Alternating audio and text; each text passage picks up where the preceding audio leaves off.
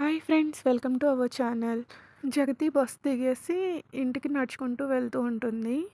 తన ఇంటి ముందర ఒక కారు ఉంటుందన్నమాట. అది చూసి షాక్ అవుతుంది. చాలా హ్యాపీగా ఫీల్ అవుతుంది. ఈ మధ్య రిషి ఎక్కువగా విజయవాడ వస్తున్నాడు కదా! కానీ తనని ఎప్పుడూ కలవడానికి రాలేదు.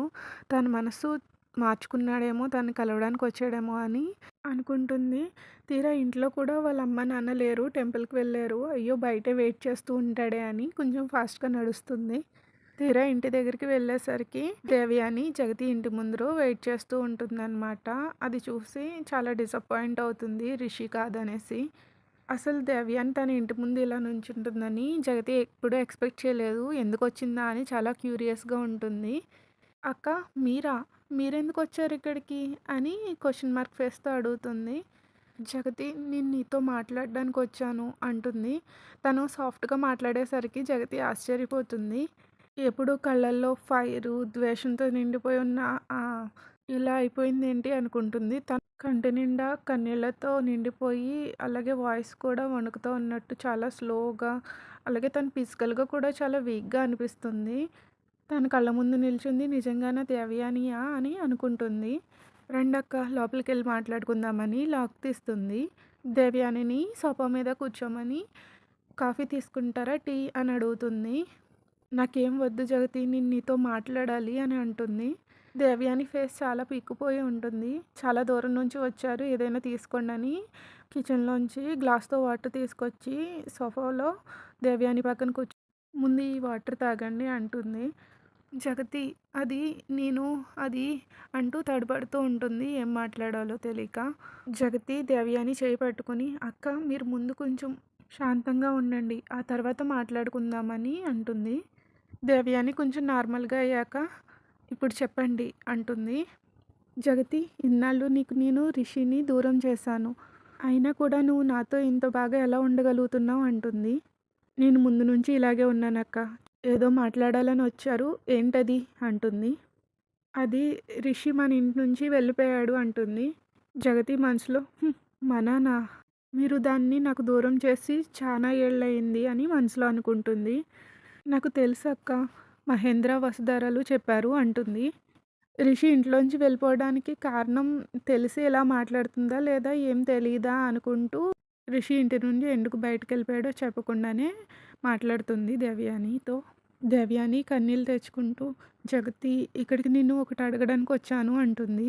"ఏం అడుగుతారక్క? నా దగ్గర ఇంకా ఏం మిగిలుంది? నా భర్తని, నా కొడుకుని, నా ఇంటిని అన్నీ ముందే లాగేసుకున్నారు కదా! ఇంకా నా దగ్గర ఏముందని అడగడానికి వచ్చారు" అంటుంది. అది విని దేవయాని తల కిందకి దించేసుకుంటుంది. "జగతి, నువ్వెందుకు అలా మాట్లాడుతున్నావు" అంటుంది నెమ్మదిగా. "ఇంకెలా మాట్లాడాలక్క" అంటూ తన కోపాన్ని దిగమింగుకుని చాలా చేదుగా అంటూ, "చెప్పండి, ఎందుకొచ్చారు" అంటుంది. అప్పుడు దేవయాని జగతి చేతులు పట్టుకుని, "నేను నిన్ను క్షమాపణ అడగడానికి వచ్చాను" అని గుటకలు మింగుతుంది. కన్నీళ్ళైతే ఫుల్ కారిపోతూ ఉంటాయి. జగతి తన కంట్లో కోపాన్ని కంట్రోల్ చేసుకుని, "క్షమాపణ" అని దేవయాని వైపు క్యూరియస్‌గా చూస్తుంది. ఇప్పుడెందుకు క్షమాపణ అడుగుతుందో అర్థం కాదు. "హా జగతి, ఎప్పుడైతే రిషి భూషణ్ ఫ్యామిలీ హౌస్‌ని వదిలి వెళ్ళిపోయాడో అప్పటినుంచి ఇప్పటి వరకు నా మనసుకి విశ్రాంతి దొరకడం లేదు. వారానికి 2 సార్లు రిషిని చూస్తున్నా కానీ ఏ ప్రశాంతత కలగడం లేదు. నా మనసంతా రిషి మీదకే వెళ్ళిపోతుంది. వాడిని బాగా మిస్ అవుతున్నాను.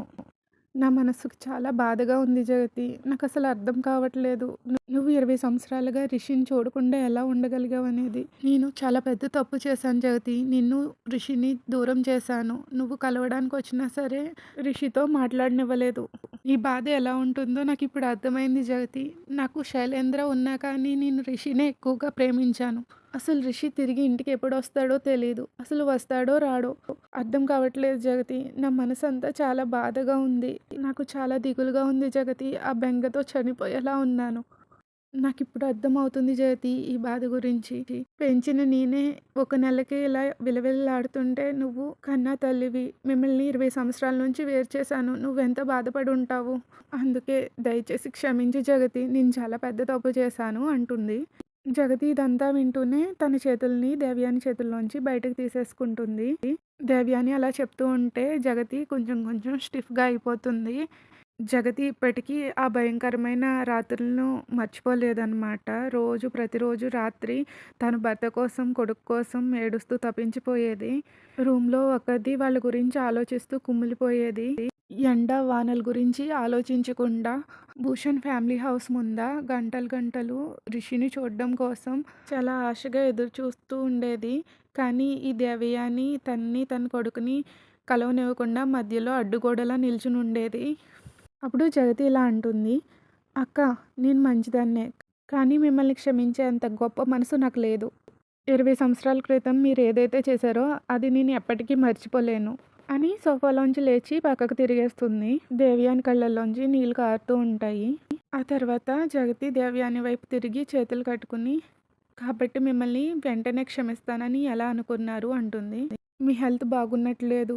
ఇక్కడే కొద్దిసేపు రెస్ట్ తీసుకుని ఆ తర్వాత వెళ్ళండి. అంతేగాని నేను మిమ్మల్ని క్షమిస్తాను అనేటువంటి ఆశల్ని వదిలేసుకోండి" అంటుంది. దేవయాని ఏం మాట్లాడలేక ఒకసారి జగతి వైపు చూసి సోఫాలోంచి లేస్తుంది. లేచి తన కన్నీళ్ళని తుడుచుకుని జగతి ఇంటిలో నుంచి బయటకు వెళ్తూ డోర్ దగ్గర ఆగి, "నాకు తెలుసు నువ్వు నన్ను క్షమించవని. ఏదో ఒకరోజు నువ్వు నన్ను క్షమిస్తావని ఆశిస్తున్నాను. ఆరోగ్యం జాగ్రత్త జగతి, నేను వెళ్తున్నాను" అని దేవయాని అక్కడి నుంచి వెళ్ళిపోతుంది. దేవయాని అక్కడి నుంచి వెళ్ళిపోయాక జగతి చాలా డీప్‌గా ఆలోచిస్తూ అలా సోఫాలో కూర్చొని డోర్ వైపు చూస్తూ ఉంటుంది. ఈలోపు అక్కడికి మహేంద్ర కారు వస్తుంది. హారన్ వినిపించి మహేంద్ర దిగి లోపలికి రాగానే మహేంద్రని చూసిన వెంటనే తన స్ట్రెస్ అంతా పోయి చాలా హ్యాపీగా అనిపిస్తుంది. ఆ తర్వాత వసు సోఫాలో చాలా బోరింగ్‌గా కూర్చొని ఉంటుంది. తన అసైన్‌మెంట్స్ అవి కంప్లీట్ అయిపోతాయి. చదవడానికి కూడా ఏమి ఉండవు. రిషి విజయవాడలో ఉంటాడు. వసు రిషికి కాల్ చేస్తుంది. ఎప్పుడొస్తారని అడుగుతుంది. రిషి ఏమో లేట్ అవుతుంది అని చెప్తాడు. ఇంకా వసుకు కూడా ఏమి కుక్ చేసుకోవాలనిపించదు. అలాగా బద్ధకంగా కూర్చొని ఉంటుంది. తన మొబైల్ తీసుకుని పుష్ప, స్నేహాలతో గ్రూప్ చాట్ చేస్తూ ఉంటుందన్నమాట. ఈలోపు వాళ్ళ కన్వర్జేషన్‌లోకి సడన్‌గా 50 షేడ్స్ ఆఫ్ గ్రే వచ్చేస్తుంది. పుష్ప, స్నేహాలు క్రిస్టియానా గ్రే గురించి చచ్చిపోతూ ఉంటారు. వసుకి ఏం అర్థం కాదు. తనెవరో కూడా తెలీదు. తనెప్పుడూ ఆ మూవీని చూడలేదనమాట. సో, పుష్పని స్నేహ టీజ్ చేస్తూ ఉంటారు. ఆ మూవీ గురించి కొంచెం ఎక్స్‌ప్లెయిన్ చేసి, ఆ తర్వాత చూడు వసు చాలా బావుంటుంది అని వసుకి సజెస్ట్ చేస్తారు. వసుకి క్యూరియాసిటీ పెరిగిపోతుంది. ఆ మూవీ ఎలా ఉంటుందో డైరెక్ట్‌గా చూద్దాం అనేసేసి వీళ్ళు చెప్తుంటే. సో, చూద్దామని ఫిక్స్ అయిపోతుంది. టైం చూసుకుంటుంది. 6 అవుతుంది. ఒకసారి రిషికి కాల్ చేస్తుంది. రిషి వచ్చేసరికి 10 అవుతుందని చెప్తాడు. వసు బెడ్రూమ్‌లోకెళ్ళిపోయి నెట్‌ఫ్లిక్స్ ఆన్ చేసి 50 షేడ్స్ ఆఫ్ గ్రే చూడడం స్టార్ట్ చేస్తుంది. మూవీ ఫస్ట్‌లో పెద్ద ఏముండదు. ఓన్లీ కొంచెం కొంచెం రొమాన్స్, కామెడీగా అనిపిస్తుంది. అది వసుకి పెద్ద ఎఫెక్టివ్‌గా ఏమి అనిపించదు. అది చూసి వసు కొంచెం రిలాక్స్ ఫీల్ అయ్యి మూవీలో ఇన్వాల్వ్ అయిపోతుంది. రిషికి వర్క్ త్వరగా అయిపోతుందనమాట. వసు కాల్ చేసేసరికి రిషి హైదరాబాద్‌లో ఉంటాడు. కానీ వసుకి సర్ప్రైజ్ ఇద్దామని చెప్పి తను ఇంకా విజయవాడలోనే ఉన్నాను, వచ్చేసరికి లేట్ అవుద్ది అని రిషి చెప్తాడు. వసు ఇంకా డిన్నర్ ప్రిపేర్ చేసి ఉండదులే అనేసేసి రిషి వస్తూ ఫుడ్ తీసుకొచ్చేస్తాడు. రిషి చప్పుడు చేయకుండా సైలెంట్‌గా వాళ్ళ అపార్ట్మెంట్‌లోకి వచ్చి తన తెచ్చిన ఫుడ్ ప్యాకెట్‌ని డైనింగ్ టేబుల్ మీద పెట్టి ఐస్ క్రీమ్ టబ్‌ని ఫ్రీజర్‌లో పెట్టేసి వాళ్ళ రూమ్ వైపుకి నడుస్తూ వెళ్తాడు నెమ్మదిగా. ఈలోపు వాళ్ళ రూమ్‌లోంచి కొంచెం వింత వింత శబ్దాలు వస్తాయన్నమాట, సౌండ్స్. టీవీలోంచి ఎవరో కొంచెం మూలుగుతున్న సౌండ్స్ వస్తాయి. అవి విని రిషి షాక్ అయిపోతాడు. వసు ఏంటి ఆ టైప్ వీడియోస్ చూస్తుందా ఏంటి అనుకుంటాడు. వసు ఆ టైప్ వీడియోస్ చూస్తుందన్న థాట్ రాగానే రిషికి తన కళ్ళల్లో ఏదో ఎక్సైట్మెంట్ ఉంటుందన్నమాట. కొంచెం ఫన్నీగా ఎక్సైట్మెంట్ ఎక్స్ప్రెషన్స్ ఇస్తాడు. కానీ తన ఆలోచనల్ని పక్కన పెట్టి నెమ్మదిగా డోర్ ఓపెన్ చేస్తాడు. డోర్ ఓపెన్ చేసి లోపలికి తొంగి చూస్తాడనమాట. ఆ తర్వాత సౌండ్ రాకుండా నెమ్మదిగా లోపలికి వెళ్తాడు. అప్పుడు అర్థమవుతుంది వసు ఏ వీడియోస్ చూడట్లేదు, 50 షేడ్స్ ఆఫ్ గ్రే మూవీ చూస్తుందని.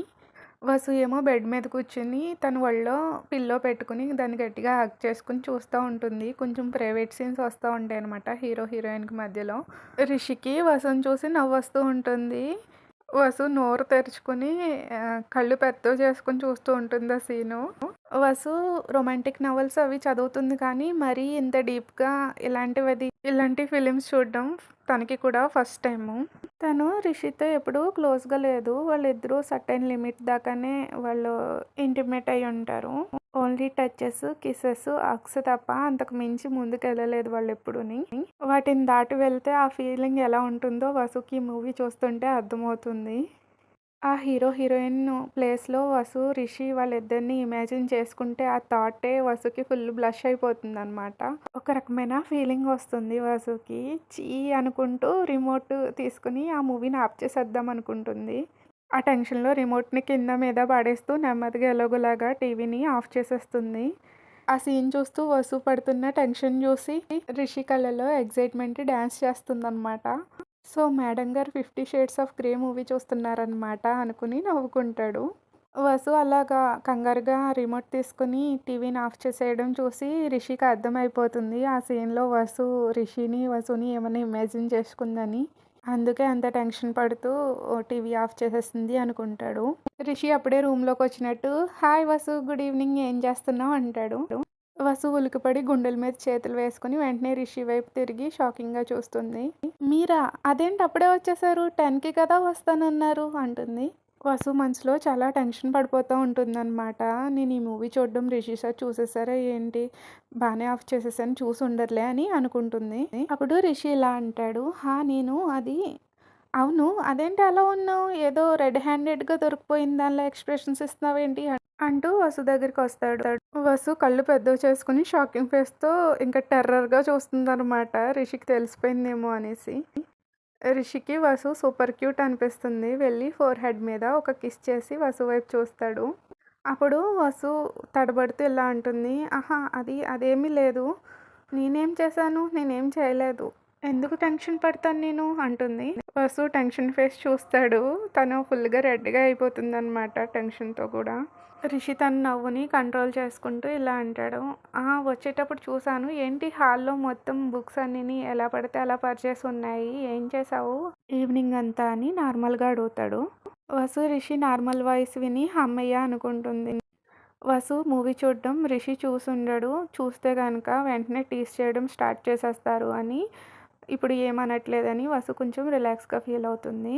అది ఎగ్జామ్స్‌కి ప్రిపేర్ అవుతున్నాను. మీరు వచ్చేసరికి లేట్ అవుద్ది అన్నారని కొద్దిసేపు రెస్ట్ తీసుకుందామని ఇప్పుడే బెడ్రూమ్‌లోకొచ్చాను అని వసు కవర్ చేసుకుంటుంది.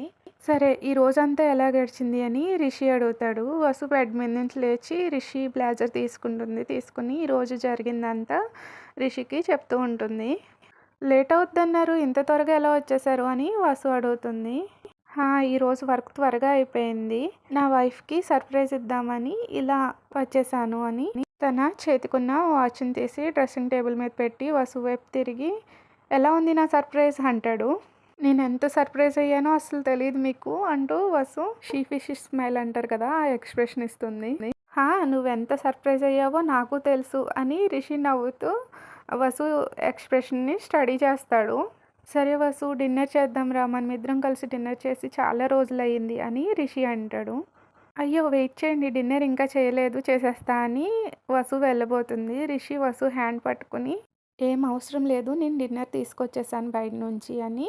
"సరే, నేను ఫ్రెష్ అయ్యి వస్తాను, ఇద్దరం కలిసి డిన్నర్ చేద్దామని" రిషి టవల్ తీసుకొని ఫేస్‌కి అడ్డం పెట్టుకొని నవ్వుకుంటూ ఉంటాడు వసుని చూసి. వసు ఏమో ఓకే అని బెడ్ మీద కూర్చుంటుంది. వసు ఇప్పటివరకు అన్‌కంఫర్టబుల్‌గా ఉన్నా ఇప్పుడు చాలా ఎక్సైట్‌మెంట్‌తో ఉంటుంది. "సరే, డిజర్ట్ ఏం తీసుకొచ్చారు?" అని ఎక్సైటెడ్‌గా అడుగుతుంది. "It's your favourite chocolate ice cream" అని రిషి వాష్‌రూమ్ వైపుకి నడుస్తూ ఉంటాడు. "Wow! Thank you mister Bhushan. ప్రతిసారి మీరు నన్ను భలే ఇంప్రెస్ చేస్తారే" అని వసు నవ్వుతూ అంటుంది. "సదా మీ సేవలో మిసెస్ భూషణ్. ఎనీ టైమ్" అని రిషి నాటిగా నవ్వి కన్ను కొట్టి వాష్‌రూమ్‌లోకెళ్ళిపోతాడు. వసుకి అర్థమైపోతుంది. వెంటనే పిల్లోలో ఫేస్ పెట్టేసుకుని, "దొరికిపోయానే, ఈయనకంతా తెలుసు" అనుకుంటుంది. వాష్‌రూమ్‌లోంచేమో రిషి గట్టిగా నవ్వుకుంటూ ఉంటాడు.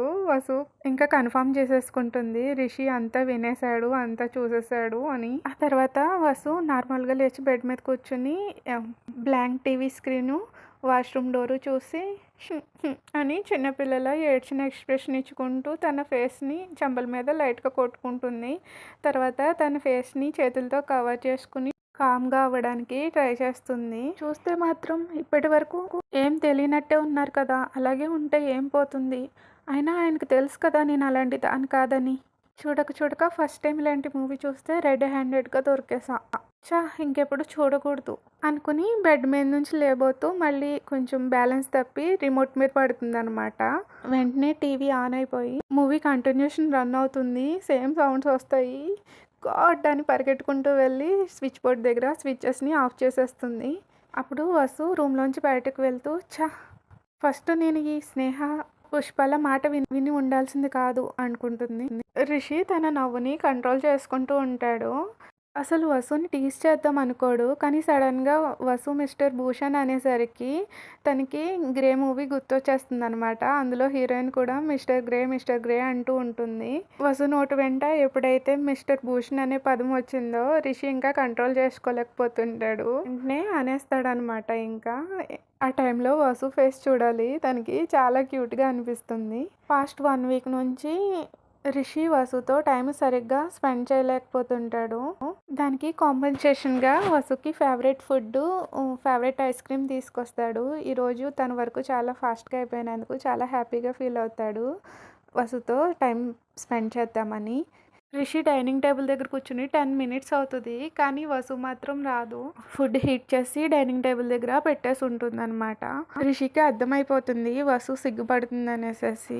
అనవసరంగా ఇబ్బంది పెట్టినట్టున్నాను అని మనసులో అనుకుంటాడు. ఒకసారి క్లాక్ చూస్తాడు.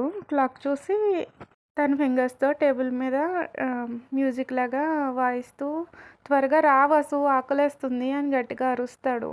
ఇంకా వచ్చేలా లేదనేసి వసు ఎక్కడుందో వెతుకుతామని రిషి కిచెన్ వైపుకి వెళ్తాడు. కిచెన్ దగ్గర అలా డోర్ ఫ్రేమ్ దగ్గర ఆగిపోతాడు. వసు నోట్లో ఏదో ఏదో గొనుక్కుంటూ సలాడ్ ప్రిపేర్ చేస్తూ ఉంటుంది. అది చూసి రిషి నవ్వుకుంటాడు. వసు తను ఎప్పటికప్పుడే తనకు తెలియకుండానే రిషిని ఆశ్చర్యానికి గురి చేస్తూ ఉంటుంది. తను చేసే చేష్టలు రిషికి చాలా ఫన్నీగా అనిపిస్తూ ఉంటాయి. రిషి నెమ్మదిగా వసు వెనక్కెళ్ళి నిల్చుని ఉంటాడు.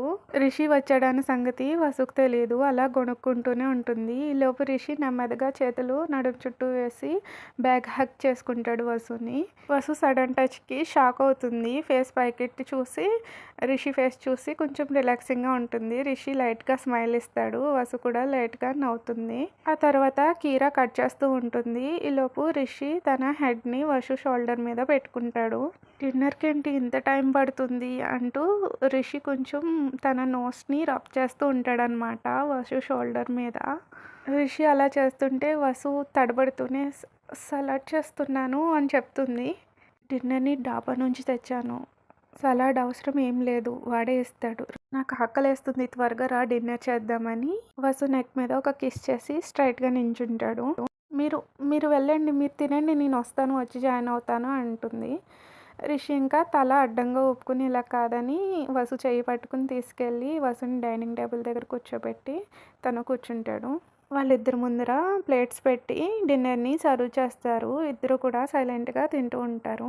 ఆ తర్వాత వసు కొద్దిసేపటికి నార్మల్ అయిపోయి తన అసైన్మెంట్స్ గురించి, క్లాస్లో జరిగిన ఫన్ గురించి అవన్నీ నవ్వుతూ ఎక్స్ప్లెయిన్ చేస్తుంది. అది చూసి రిషి కొంచెం ఈజీగా ఫీల్ అవుతాడనమాట. ఈ మధ్య వసుని ఎలా హ్యాండిల్ చేయాలో రిషికి బాగా అర్థమవుతుంది. అలాగా తన ప్రాజెక్ట్ సబ్మిషన్ గురించి, వాటి గురించి ఎలా ప్రిపేర్ చేస్తున్నావు కట్ట అని అంటూ నార్మల్ కన్వర్జేషన్లో వసుని ఎంగేజ్ చేస్తాడనమాట. వసు అన్నీ చెప్తూ కాలేజ్లో జరుగుతున్న గాసిప్స్ గురించి కూడా చెప్తూ నవ్వుతూ ఉంటుంది. రిషి వసు వైపు అలా చూస్తూ వసు అలా నవ్వుతూ ఎక్స్ప్లెయిన్ చేస్తూ ఉంటే తన లెఫ్ట్ హ్యాండ్ని చిన్ని కింద పెట్టుకుని వసుని చూస్తూ ఐ మిస్డ్ ఇట్ వసు అంటాడు. అప్పుడు వసు రిషి వైపు చూసి నేను కూడా చాలా మిస్ అవుతున్నాను. ఈసారి నుంచి వీక్లీ ఒక్కసారైనా మనం ఇలా కలిసి భోంచేయాలి. విజయవాడలో వర్క్ స్టార్ట్ అయ్యాక 2 వీక్స్ నుంచి అసలు కలిసే తినలేదు మనం ఫుడ్ అని వసు సాడ్గా ఫేస్ పెట్టుకుని అంటుంది. ఓకే మిసెస్ భూషణ్, సదా మీ సేవలో అని మళ్ళీ కన్ను కొడతాడు. అంతే, ఇద్దరు కలిపి ఫుల్గా నవ్వుకుంటారు. ఆ తర్వాత రిషి లేచి వాళ్ళిద్దరు ప్లేట్లు తీసుకుని నువ్వు ఎలా అంటే అలానే చేద్దామని రిషి వసు హెయిర్ మీద చెయ్యేసి కొంచెం రఫుల్ చేసేసి కిచెన్‌లోకెళ్తాడు వాటిని వాష్ చేద్దామని. రిషి వాష్ చేస్తూ ఉండగా వసు వస్తుంది. వసు వచ్చేసరికి వసు హ్యాండ్ వాష్ చేసుకుంటుంది కదా అని రిషి పక్కకు జరుగుతాడు. వసు హ్యాండ్ వాష్ చేసేసుకున్నాక ట్యాప్‌లో కొంచెం వాటర్ చేత్తో పట్టి రిషి ఫేస్ మీద చల్లి అక్కడి నుంచి పారిపోతుంది నవ్వుతూని. ఆ తర్వాత మిగిలిన ఫుడ్‌ని ఫ్రిడ్జ్‌లో పెడుతూ ఉంటుంది. రిషి డిషెస్ వాష్ చేస్తూ "కంగారు పడకు చెప్తా నీ పని" అంటూ ఉంటాడు.